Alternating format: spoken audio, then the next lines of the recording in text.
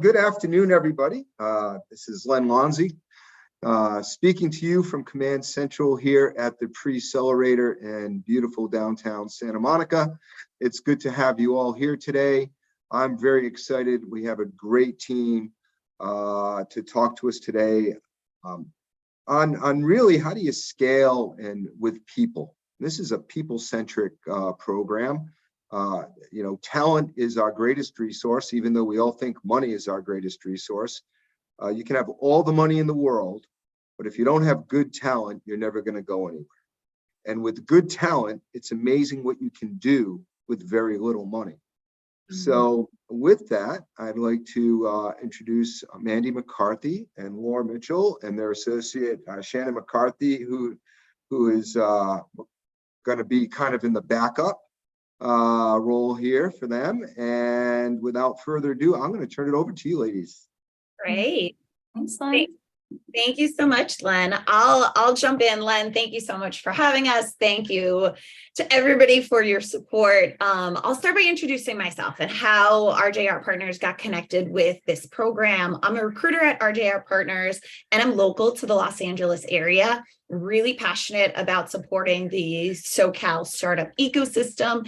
And a really quick background on me. I spent 15 years producing television. During the last few years, I pursued an MBA in entrepreneurship and international business at Cal Lutheran University. During that time, I launched a startup. And right around the time the pandemic hit, as all of you know, software companies were rapidly hiring, and I used my skills to transition into recruiting for SaaS companies. I am very passionate about working with founders, supporting the LA ecosystem. Really, I personally know how hard it is to be a founder. So I want to be supportive. I want to be a resource to others. So that's a quick summary on me. And joining us today, we have Shannon, who's one of our rockstar recruiters at RJR Partners. She's a practice director who specializes in placements in the Southwest enterprise sales. She's also in the Los Angeles area, and she's very active in hosting events, connecting people. She also spent close to 20 years casting television shows in Los Angeles. And we're also very lucky to have Mandy here with us today, and she's our managing director. She's based in San Fran, and she is an expert on I Say Everything, and also incredibly kind and helpful. So I'll let Mandy jump in to introduce herself and RJR. Thanks, Laura. We're excited to be here. So I'll share my screen and share a little bit about the firm itself. So, right. Does everybody see that? Cool. Okay. So a little bit about me. So I've been with RJR Partners for about a decade, and the firm, we're a boutique firm. We're officially based in the Bay Area, but we operate across North America, helping primarily startups on hiring everything from entry-level hires, say your first SDR out of college, up to C-suite and boards. We are strictly focused in the technology space, but that includes both hardware and software brands. And although we have some really recognizable names here at the bottom, we've helped a number of companies where they were pre-revenue. So one of our most notable would be Snowflake. We helped them scale up their sales team before they even had a website. So we're very comfortable with helping and advising startups on their hiring needs. So what we wanted to do today is talk a little bit about kind of the big picture of what we're seeing in the market from a recruiting perspective. And, I think if you read tech news, you go on LinkedIn, it feels like it's a really dire situation and there's layoffs left and right. And in some ways that's true. You can see the numbers. There's been 176,000 layoffs just in tech so far this year. But in other ways, there's a lot of promising stats to say it's not as bad as one might think it is. So for all the individuals that are being laid off, 80% of them are finding something new within 3 months. And of the individuals being laid off from the big companies, let's say the Salesforce, the Meta, the Amazon, those people are finding new employment, 90% of them within almost a month. So there is still hiring happening. Unemployment is still pretty low. It's just kind of shifting from some roles to other roles. So, we'll talk about that in more specifics, but just wanted to kind of set the tone that, the hiring and the recruiting market is still fairly healthy. All right, Laura, I'll let you take over on some of the stuff we're seeing from a candidate perspective right now. Perfect. The recent tech layoffs have caused an interesting reshuffle, not only with tech workers, but also their interests. What interests them, what gets them excited. And as recruiters, we're seeing firsthand what gets candidates excited and also the trends on the company side. So to begin with, more than ever right now, we're seeing a lot of candidates highly interested in joining startups. They really are looking at startups in different ways. They're looking at them as a huge opportunity to develop their skills, to get in and build something from the ground up. Startups are very fast-paced, and candidates are interested in having less red tape to jump through, executing really fast, making an impact. Candidates have the ability at startups to wear multiple hats, which also leads a lot of times to advancing their careers. So really, and then another big benefit of a startup is they have the chance to experiment with a really cool software, new capabilities that they might not be getting at a different type of company. 40% of the candidates that were laid off in the last 9 months have ended up at startups. So this is a large shift that we are seeing. Another massive interest of candidates is high quality talent is moving into more meaningful opportunities. So they're really focusing on their personal interests, what they're passionate about. And for example, AI, ML, environmental sustainability, Web3, health tech, ed tech, whatever a candidate was really passionate about. I have a candidate from OpenAI who now wants to move to a health tech company. That's her next move. So it's interesting. It's an interesting play on passion. And one thing that we always say to founders, a lot of founders are truly passionate about the product that they're launching, and it's an excellent thing to highlight during the recruiting process and join the hiring process, how passionate the founders are, the team is, and people behind the project, because that really lures candidates, quality candidates, into the company. Compensation and title. Compensation's always, it's always shifting a little bit. Regarding compensation, a few years ago, we were seeing candidates who wanted more equity, who wanted a larger piece of the pie. More recently, with the market conditions, we were seeing candidates who wanted a higher base salary. So they didn't really care about equity. They wanted guarantee salary. Now it's changed a little bit more recently. Top tier candidates are, with the competition in the market, top tier candidates are not taking a salary cut. I would say I recently read a study, 40 to 50% of candidates who were laid off are getting rehired in a job with a higher salary. So while they're looking for a similar salary, higher salary, what they are also looking for is the total compensation package. And what I mean by that is titles. So candidates that are looking at startups, they don't just care about the actual compensation, they care about a title. For example, what can a startup do to compete with a big company? If it's a first marketing hire, they can give them, even though it's a hands-on position, they could give them a head of marketing. And that's more of an incentive for a candidate. If a startup can't match the compensation, to give them that title, to give them, which titles are free, is a huge incentive to get a candidate over. Laura, on that point, I have a question, because how does that affect org charts when you start manipulating titles to attract folks when you hire the next person who might be their boss? So now you have a head of marketing. So what do you have? The director of the head of marketing? Or how does that, how does that ripple effect affect the org chart and the overall business plan? Yeah, I can speak to that. So there's sort of an interesting dynamic with the head of title in startups. Head of in our world and in tech is the equivalent of a director level role. So it's actually fairly common to get layered as a head of. So you know, come in as a somewhat more junior hire, you run marketing for maybe 18 months, 2 years, you get it up to a place where a real CMO or an SVP of marketing is coming in. And it's pretty common for someone to come in over the top of you. Now, sometimes you lose that head of marketing, but oftentimes they're okay with it because they get to a point where they're in over their head and they're looking for a leader to take them to the next level. Thank you for the answer. Mhm. Leadership. Another thing a lot of candidates, when they're interviewing for, they're looking for leaders who have done this before. They're looking for leaders at the company who know what good looks like. And with early stage companies, with startups, you don't necessarily have that with your founding members, but what you do have and what you can have are advisors.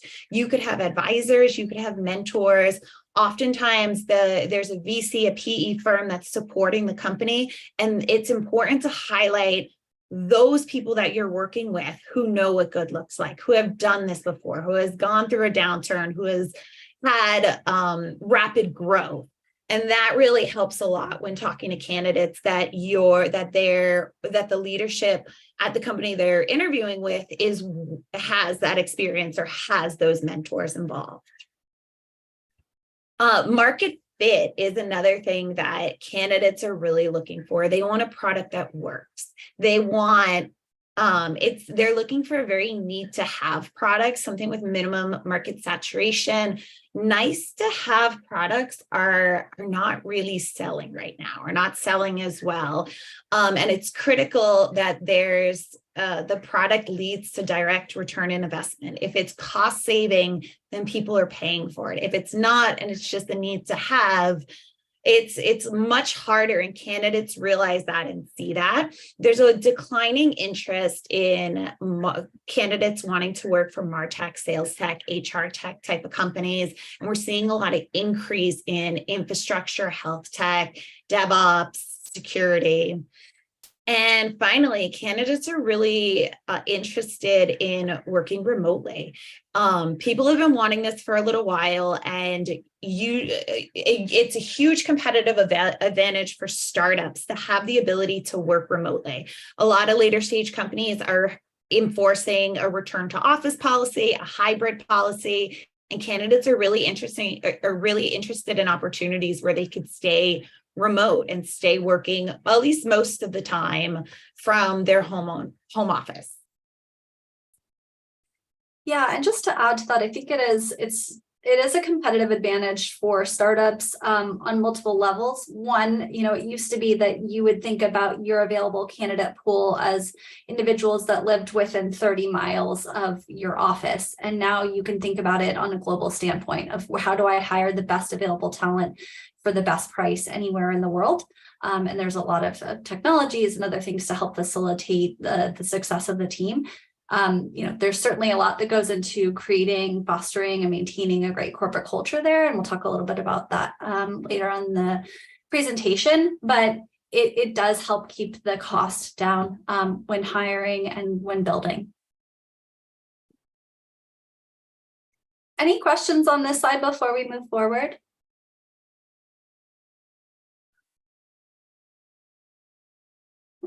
You answered all mine. Perfect. Okay, good.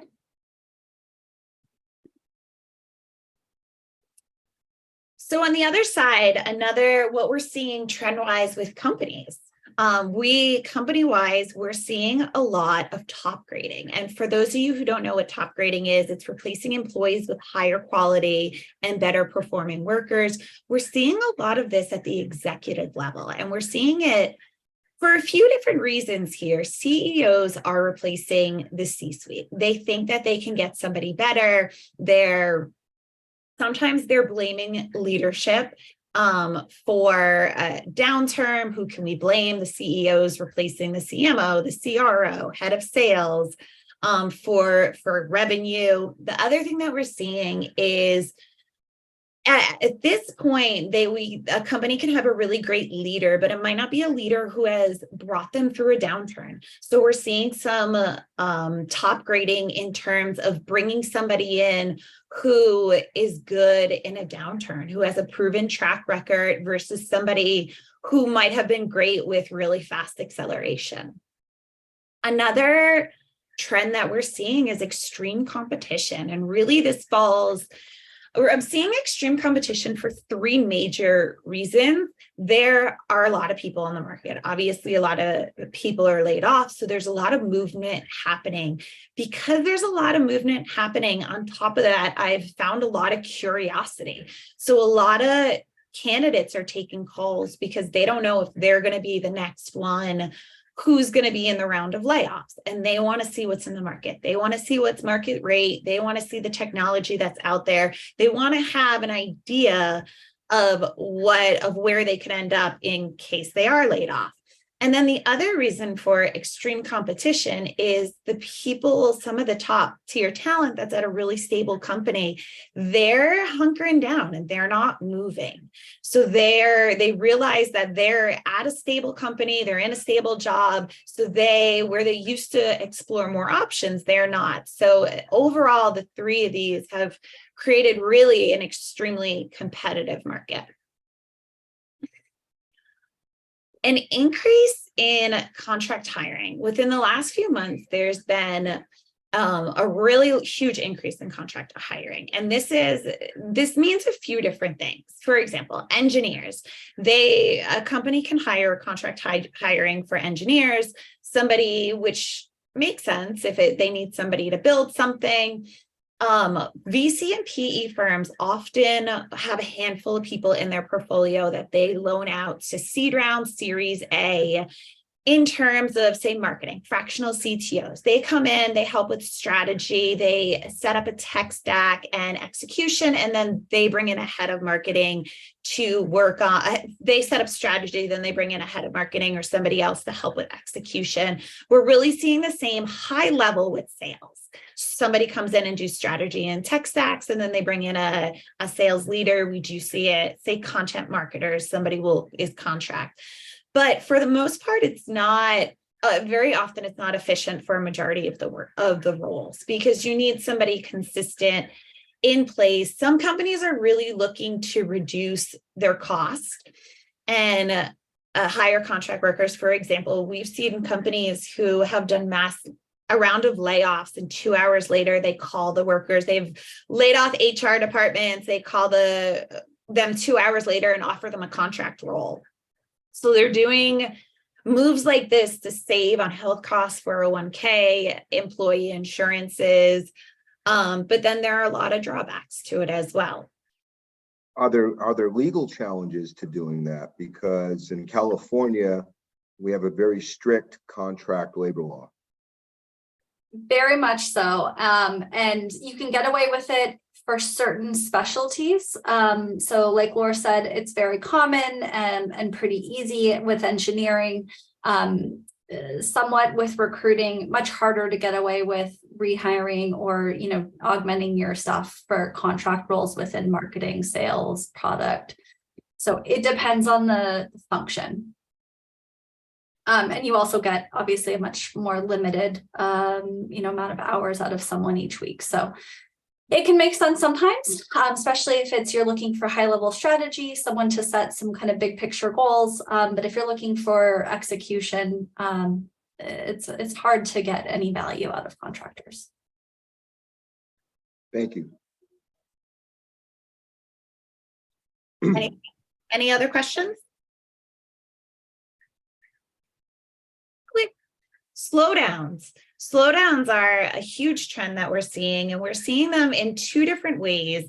In one way, we're seeing them with recruitment and HR. They're slowing down on hiring with marketing, with roles such as marketing, customer success, social responsibility, HR, sales enablement.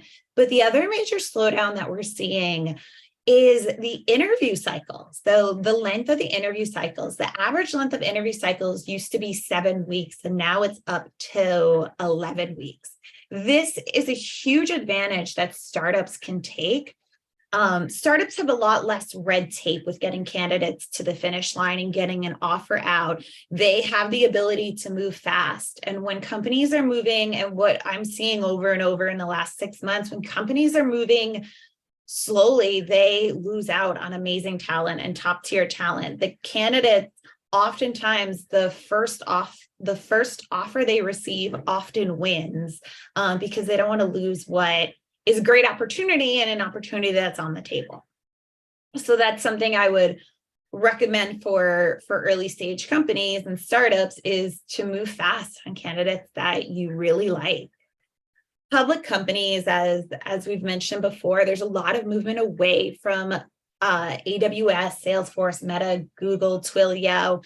It's historically, these have been really stable companies, but now with the layoffs, people have been laid off, but then on top of that, people are afraid that they're going to be in the next round of layoffs. And there has been a lot of movement away from those companies. And oh, sorry, go ahead. Hi, Laura. This is a huge opportunity for startups because, for years and years, you couldn't get someone from Meta or Salesforce to take a call. You present, hey, this is a 10-person startup. They're very early stage. They're pre-revenue. Do you want to have a conversation? No, thank you. That's too much risk. Now really those employees are seeing their current situations in a very different light. Suddenly their RSUs are underwater. There's rifts coming every month, and overall employee morale is really down. So they're starting to shift their mindset of, I have had a great run at Meta and I can take a risk in an early stage startup. So why not now? So for startups, this is the time to think about those kinds of employees, particularly in certain functions. So do I think that, a senior director of marketing at Meta is a great fit for an early stage startup? Probably not. But if you're looking for engineering talent, it's top tier. So, think about what you need and whether or not some of these big company profiles might be a great fit for you. I actually spoke with 2 high-level Twilio candidates just this week, and I had attempted to speak to them for a year and a half prior to that with no response. And so, yeah, it's really exciting who's available to connect with you, and a perfect time to talk with them. I have a portfolio of candidates that I was never able to reach before, from Snowflake, Google, AWS, from top tier companies with excellent AI ML experience that are looking to go to early stage companies and really use those skills that they have. And that brings me to the last really big trend that we're seeing, our roles, the in-demand roles, AI ML specialists in really every area, engineering, architect, even product marketing and marketing across the whole board. Anybody with AI ML skills is really in high demand. Their compensation is increasing as OpenAI came out and all this new technology has been recently coming out. The compensation, it's become very competitive in the market because of the high demand. More high demand roles right now, cybersecurity, anything in the data space, big data, and that ties into machine learning as well. Big data, data analytics, scientists, cloud architects, cloud engineering, everything in that realm is really in high demand right now, and full stack developers.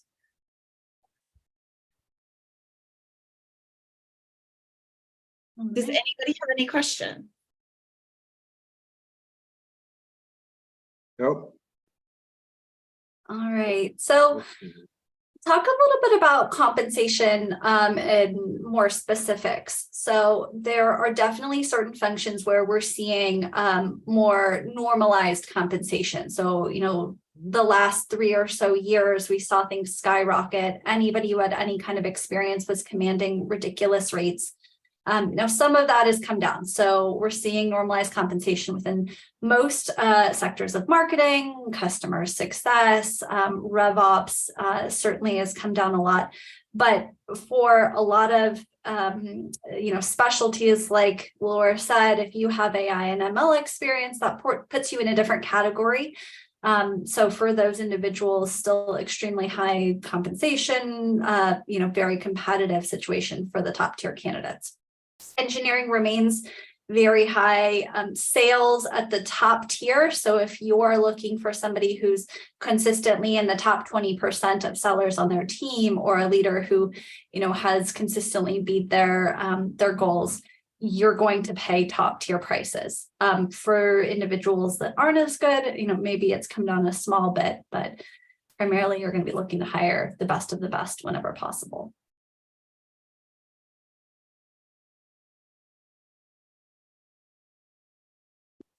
Right.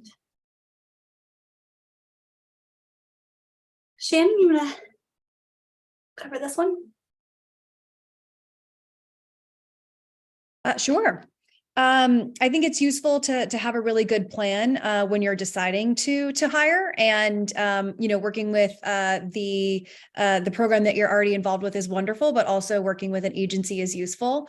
As Laura mentioned, because interview cycles are getting a little bit longer and more drawn out, it's really useful to really have a plan before you even attempt to think about interviewing.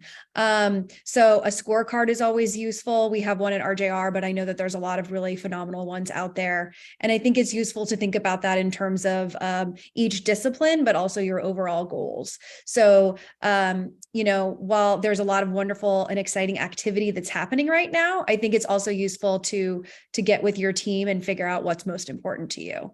So here's some strategies for you. We'll specifically talk about how to drive an efficient and effective interview cycle, which I think is the really most important part right now, because as Laura said, if you're really dragging out an interview process, you could be really losing out on some top talent. But also, if you don't have a defined interview process, that could reflect poorly. I hear this often from candidates, and I specialize in enterprise and strategic salespeople. And at that level, most of the time they've been in sales, high level sales, for at least five years, sometimes up to decades. If you don't have a proper interview plan in place, they might think that perhaps that is an overview of how your company operates. So it's useful to have conversations like these and target to something that is specifically important to you.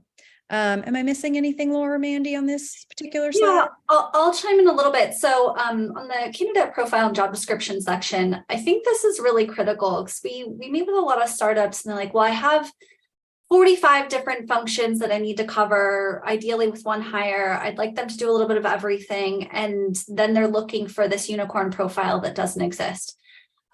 What's more, impactful is to think about what are maybe the top 3 things I want this person to accomplish in the first 6 months that they're here. What are the KPIs that I'm going to be measuring success on?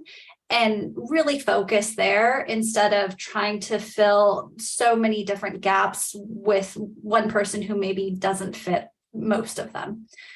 So thinking about that candidate profile and really kind of nailing down the job description on the front end can be really helpful, so that everybody's on the same page when you start to get candidates and you start interviewing. You're all on the same page of exactly how we're measuring them, how are we interviewing them. Each person on that interview panel should be looking and evaluating them on different set of criteria. So I'm looking at them for their past experience. She's looking at them for the skill set. Someone else is looking at them for, culture fit. And making sure that that experience is really well-rounded to ensure that you're thoroughly vetting them, both for, the job now and then maybe what the job is going to look like in 12 months. And then just on the last point, the onboarding and enablement plan, this is oftentimes where I think startups fall apart, is they maybe get a great hire and then they put stuff on people's plate and like, okay, figure it out. We hope you are successful here. But really thinking about, once I hire somebody, how am I going to support them to be successful and effective? And what strategies, what resources, what team members, how are we going to make sure that this person works out and can contribute to the long-term success here? So not just the hiring, but also the onboarding and long-term enablement. I was speaking with a candidate today who is at final stages for an interview process. And I said, what are your concerns about potentially moving forward? Because I'm fairly certain that the hiring managers would like to move to offer. And her main concern is, I worry about what success looks like, and I worry about what stability looks like. And I think those are the two main things that top tier candidates are worried about, because if they leave something where they're doing well and they have stability, those are the candidates, first of all, that you as early stage founders are going to want. But what's going to make it, important for them or valuable to them to make that risk, to make that leap. So those are things to think about, once you are interviewing them, but also now once you have them on board, are you utilizing them to the best of their abilities? And also, do they feel stable while they're there?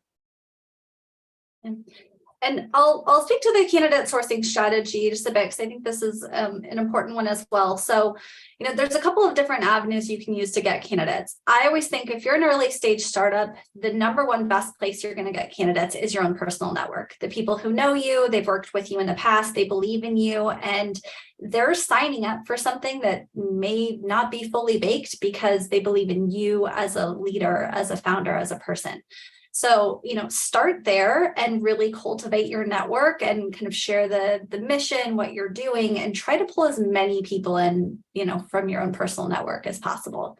Once you've kind of tapped that out, you're going to go to the network of those around you. So your accelerator cohort, someone may have a friend that's not right for their business, but right for yours. Once you get VC investment, your VCs typically have a network or a bench of candidates that they know that they have worked with in the past that are looking for their next thing. Once you kind of get beyond the network, recruiting agencies are your friend. I think of us as PR agencies. We're out there selling your business to individuals who may not have thought about taking a call with you. So if you reach out to someone directly and they've never heard of your business or your brand, or they don't know you, they might ignore you. But I already have a pre-established relationship with that person. They take my call and I can say, no, this is kind of special. You need to take a look. I'll get them to take a call, whereas, you may not be able to. So, certainly there's a fee involved with agencies, but they can be great for individuals and companies that don't have that brand reputation established yet. And then finally, I think right now in the market, there is an opportunity to get great talent with job postings. This is not normally the case, and I still think there's quite a bit of volume that you're not going to love when you post a job, but it's a better time to post jobs now than it's ever been before. Any questions on this one? What are you finding the timelines being? Depends on the role. So for engineering, people are on and off the market in under 4 weeks. For sales, we're starting to see that lengthen. It's 6 to 8 weeks. And it also depends on the level. So I think things have slowed down quite a bit for C-suite. People are being more thoughtful, more thorough in their evaluations of candidates, and vice versa of companies. So that's becoming elongated as well, probably 2 to 3 months. And are you finding companies using any diagnostic tools to determine personality traits, work fit, whether they're fit into the culture, and how are they testing for that? Yeah, there definitely are. So a lot of our clients use the top grading evaluation. I think of it as like a CIA interrogation, deep dive into your past work history and why you've made each move you've made and what you've done at each job. I will say it's not particularly candidate friendly, but it is quite extensive. But there's a lot of personality tests for engineering. I would highly recommend using one of the coding programs. So we work with HackerRank. It's a great one if you don't feel like you have the capabilities to evaluate a sample, code assessment yourself. You can have HackerRank or Codility or one of the ones facilitate the whole process for you. You tell them what skills you're looking for, and they'll give you basically a grade on each. So those can be great for startups. Thank you. Great. All right, so this one, Shannon's going to talk a little bit about what we see as like the best interview process. Now, of course, it's going to be different from role to role and company to company, but we see this as being a really efficient process that allows you to interview and get what you need from the candidate, but also keeps in mind that candidate experience is super important too. Agreed. I mean, I would say that that's the feedback that we get most from candidates is if they don't feel like they're getting a lot of back and forth from the people who are going through the interview process. So as much as you are vetting your candidates during the interview process, I think you should be selling them as well, especially if you're an early stage startup. And specifically, if you're a smaller team, generally you're a founder who's perhaps had to do a lot of the work yourself, wear many, many hats. You should likely be a part of the interview process if they're going to be working directly with you. So again, try to have a very thoughtful and effective interview process and things that make sense. So generally it's useful to choose one person within the organization or the department to be the point person for the interview process, and make sure that you're touching base with the candidates after every single round and you're getting feedback in a timely manner. We hear a lot about ghosting when it comes to dating, but I think it's now happening in the workforce as well. And specifically, we'll hear a lot about it in interviewing. And if somebody ghosts you when you're dating, it doesn't feel good, but it feels even worse if you're doing it in a career situation. And word spreads about that. So I think it's mindful to choose a point person, and that could be somebody for the entire company or could be within the department that you're choosing. But then think of a plan, and you can always work with partners to work on that. Along each way, are you having them speak to somebody who's important in the process? Obviously, you want them to speak with the person who they're going to be reporting directly to. If it's a smaller team, have them speak with a peer. If it's a larger team, a panel of many leaders. So for example, my specialty is in sales. So it's useful to have them speak with solutions engineers who are going to assist them with the sales process, and then customer service that's going to help them once the sale is done. Sometimes operations and marketing to see how they'll all work together, because if those teams aren't collaborating well and there's somebody who's having a negative reaction to the candidate, or if the candidate's having a negative reaction to somebody who is currently in place, you're just going to want to make sure, from a culture perspective, that that's identified pretty early. Try not to have too many different interviews if they're unnecessary. Really make it a mindful step. And again, try to sell along the way, especially if you're an early stage startup. Like I said, candidates are concerned about stability, but if they're interested in you and your passion, it's going to go a really, really long way. Are there any questions about that? We also recommend that references are actually done. And I say that just because I think in the frenzy that was the hiring of the last 18 months, a lot of times people just didn't even do the references. And generally, I just think it's, a good idea to do a part of the hiring process regardless. And if you're having any concerns, you can move it up. You don't have to always have references until you have a verbal offer. You can do the references at any time. And also, again, go out to your network. If you see somebody is connected to somebody on LinkedIn, you can ask them and see what their opinion of it is. At the end of the day, if you're the founder of an early stage startup, this is your baby, and, get, some opinions that are meaningful to them. And then of course, speak to the people who, they're going to hand over as well. Let's see, did I miss anything? Mandy, Laura, do you want to share anything else? I'll add on a couple points. Just on the references point, we rely heavily on both back channel and official references, because there are a lot of individuals out there who are great interviewers, salespeople in particular. They'll sell you on anything. So, resumes lie, metrics can be faked. What I want to know is someone you worked for or worked with, I want them to confirm that those numbers are legit, that you are as good as you say you are. Especially for former leaders, what's their working style? What kind of management style would work best for them? What were you working on together in terms of areas of improvement? Where do you see their gaps and opportunities to grow? So You can do that with formal references. Back channels are sometimes a little better, although tricky to get because you haven't prepped the reference to say what you want them to say. And then just in terms of presentations, I find these to be incredibly helpful. So they're going to look different depending on the person's function. So if it's an engineer, maybe it's a coding assignment, or maybe it's a working session. For product, it's oftentimes a working session, or let's say put together a product strategy for us. Marketing, I think leveraging a former campaign. So walk us through a former campaign that you ran from start to finish. It doesn't always have to be something that's specific to your company or something that you ask them to build from scratch. And in fact, when you do ask them to build extensive things from scratch, it's best to compensate them for their time. Keeps you on the up and up. If you ask them to build some 50-page deck and then you use that as your product strategy, there's some liability risks there.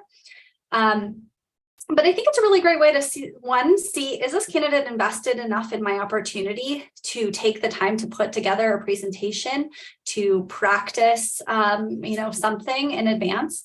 And then two, how are they going to present both internally and externally? What is their executive presence like? Did they put together a clean looking deck? So I think this is a great aspect of the interview that you can gain a lot from, but just try to keep it under, say, 2-3 hours worth of total work time from a prep standpoint. And I see the same thing. A lot of times I see some pushback with product marketers when somebody asks them to do a very in-depth 30, 60, 90 plan of what they would do. The candidate feels like they're doing work for free. So it's a very fine line, and a great thing that Mandy said is having candidates highlight something that a go-to-market plan that they've already done.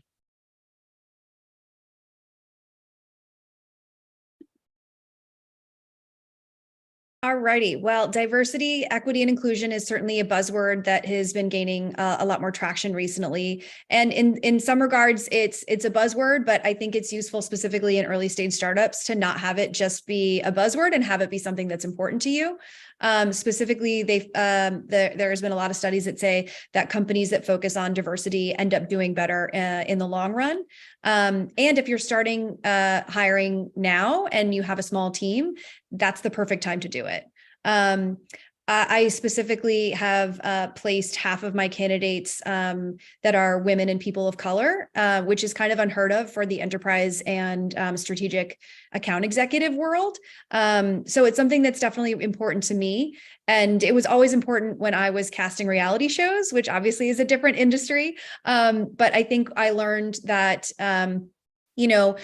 television is certainly more exciting when you have a lot of different voices, but it's the same in companies as well. And I know when I was casting a show, I worked on The Real World for many years.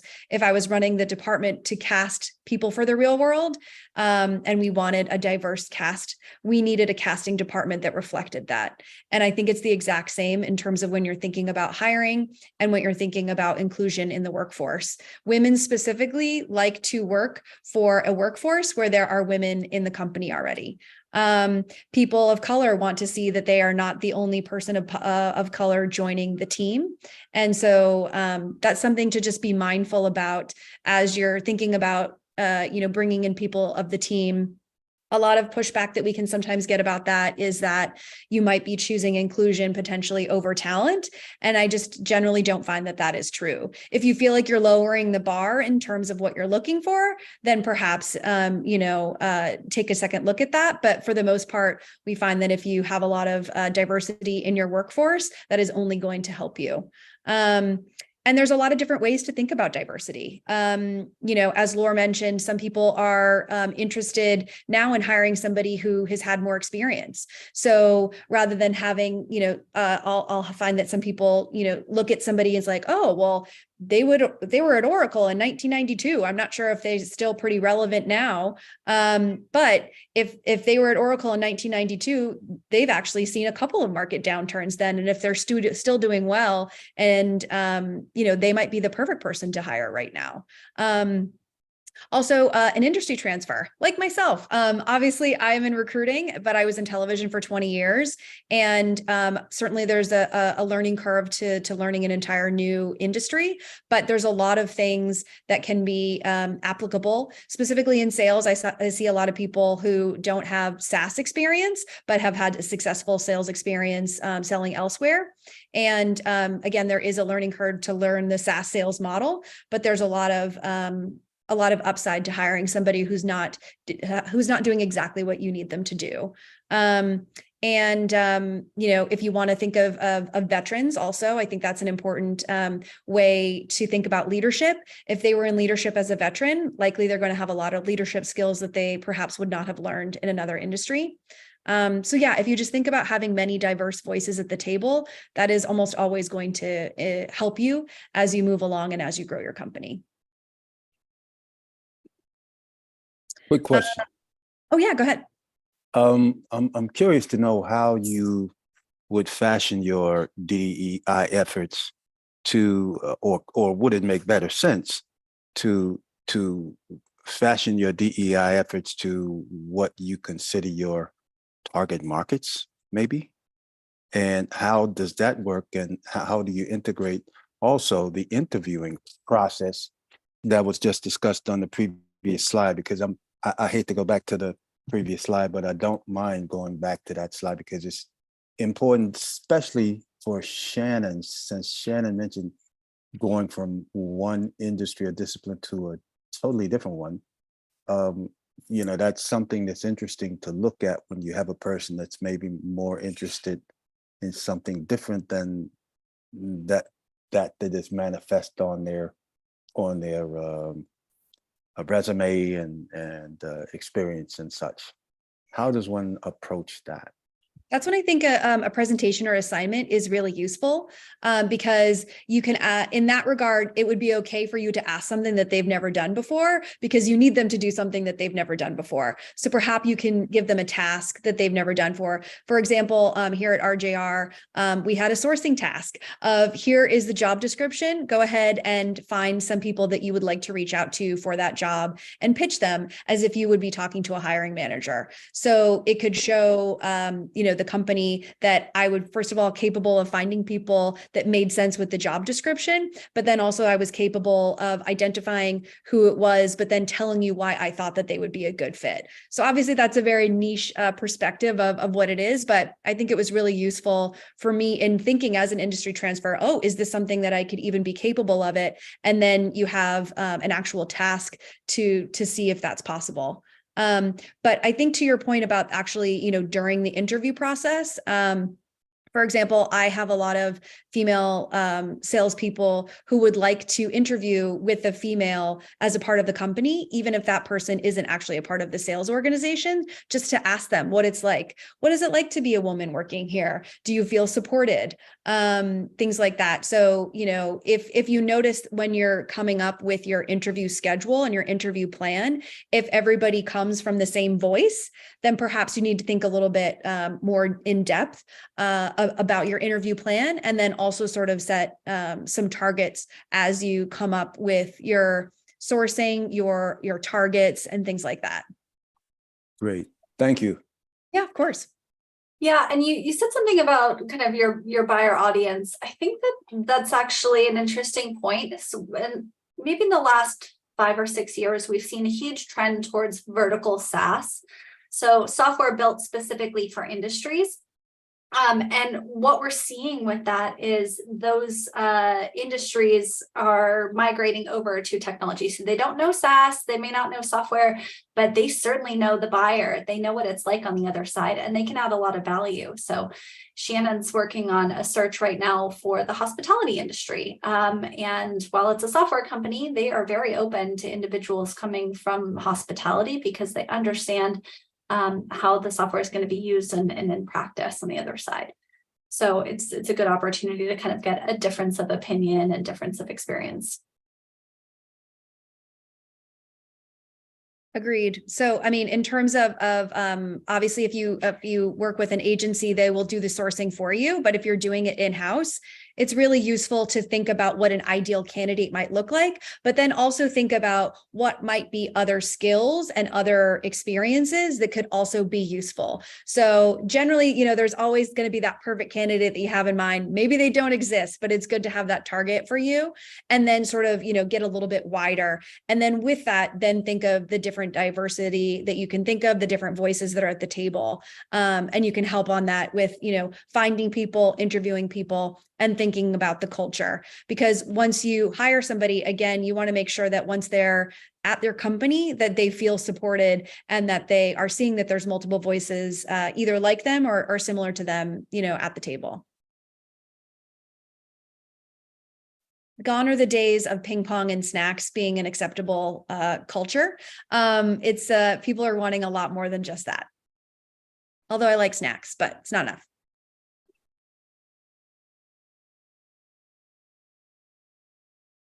All right, so that's kind of the end of the specifics, but we did want to share, and I'm sure Len will send this out.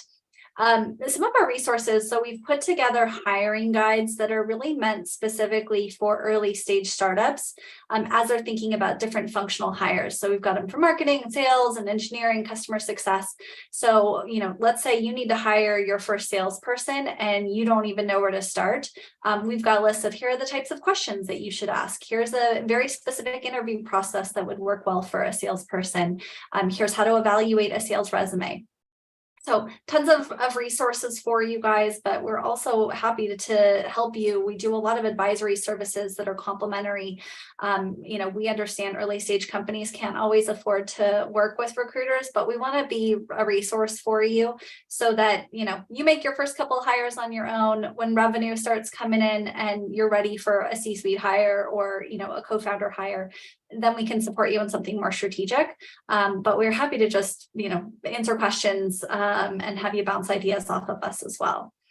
But with that note, we're happy to answer any questions that you guys have on hiring, recruiting, talent market. So there are a lot of recruiters out there, and LinkedIn is one of the primary sources of where people look for folks.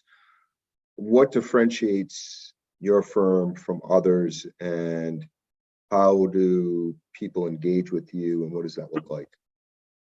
Yeah, so I think about it in a couple different ways. I think one is the network. So our firm was founded by a former software sales professional, and a good majority of the team comes from the industry. So in my case, I'm married to a software sales leader. So while we do as much recruiting from our own personal networks as we possibly can, when we do have to go outside of our networks, we leverage those connections to do that back channeling process. So our placements are typically top performers. They have longer tenure than the average recruiting firm placement, and we have extremely low fall off rates. So it is our goal to find you people that not only stick, but are difference makers in your company. There's a lot of firms out there that are all about just the quick deal. They'll never call you back. For us, it's the long game. We want to be a part of your business as you grow and scale. In terms of working with recruiting firms, so for those who haven't worked with recruiting firms in the past, there's a couple of different engagement models that you'll see out there. So first would be contingency search. This is pretty popular within the startup community.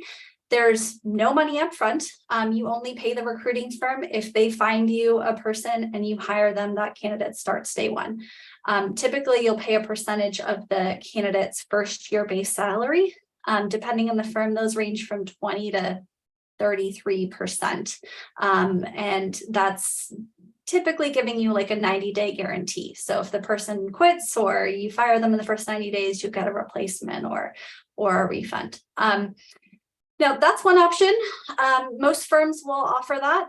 The other option is called routine search, and that's more of a partnership or a collaborative experience where the company pays a portion of the estimated fee up front, and that guarantees them a placement, and it typically gives you a more transparent experience. So you're going to get to see everyone that the company is targeting. It's an iterative process where they're going to meet weekly and say, here's who we're thinking. What do you think? How do you like this person? Where should we pivot pivot, go next to make sure that you're getting to that perfect hire faster. In our company, the retained search fees are actually cheaper than the contingency. In some companies, it's reverse. So, kind of depends on who you go with. Great. Chris Lapp wrote a question in chat. I'm not going to read it. I'm going to let Chris ask the question. Chris? I'm going to force him to go off mute.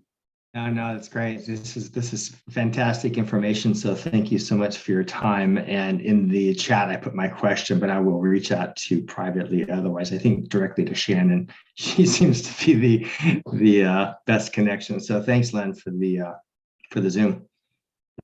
We're All right. happy to answer too if others may benefit from the question. We're getting ready to do our first team hire, and it's like having a tiger by its tail, I guess, is great. And I guess I'm just really curious on what the mix should be, if that makes any sense, right? Do I get one admin, one this, one that? I'm not really quite clear about how to structure that. Yeah, so I would probably have about 50 questions to ask you before getting to that answer. I assume you're founder-led sales at this point? Yes. Mm-hmm. And do you have customers today, and how many? One big one. Customer? Okay, good. There's different ways to go about it. And it depends on your average deal size, or, what you're going to market to in terms of price point. But typically I would hire a salesperson first, and then, making sure you're going with that right profile who understands they're getting into something without marketing support, lead generation support. Yeah, that makes sense. Have them have a little bit of success, and then bring in others to complement their efforts. It depends. There's some variation there if we're talking about, $500,000 deal size versus $20,000 deal size. That might change my opinion. But Question. Okay, I will reach out directly. yeah, and happy to provide scorecards for you too. We have examples. And where do I find that? We have them, so we can send them to you, but we'll also throw them up on our resources page for you as well. Oh, great. Thank you. Appreciate it. And it's fun for us to hire founding salespeople. It's actually the most of all my placements have been founding salespeople, and it's a specific type of profile, but it's also really collaborative. And for me personally, I don't know why, but it's kind of my favorite type of search to have, because I think especially if it's founder-led sales, they're going to want to collaborate with you and have you be a major part of the interview process, but also partner in the actual recruitment process alongside with us. Because the more that we learn about you, the more we learn about your product, the more we can learn about the type of person that's going to be ideal for that first sales hire. And it is, I can understand how scary it might seem, and it does feel quite critical. But I think if you have the right partners, and if you have the right, instincts and ideas about what you want, it's 100% possible. And, sometimes it might take a little while to find that exact right person, or sometimes it could be, wow, we know exactly what we're doing and here they are. But it is a journey. But listen, if you've already started your own company, you've already hooked a major whale, you've already kind of done a lot of the major things that are the most challenging in starting. And so this is just another part of the journey, but it likely will not be as challenging as things you've already done. Good. Thank you, Shannon. Thank you, Mandy. Thank you, Laura. Great workshop today. Really great information.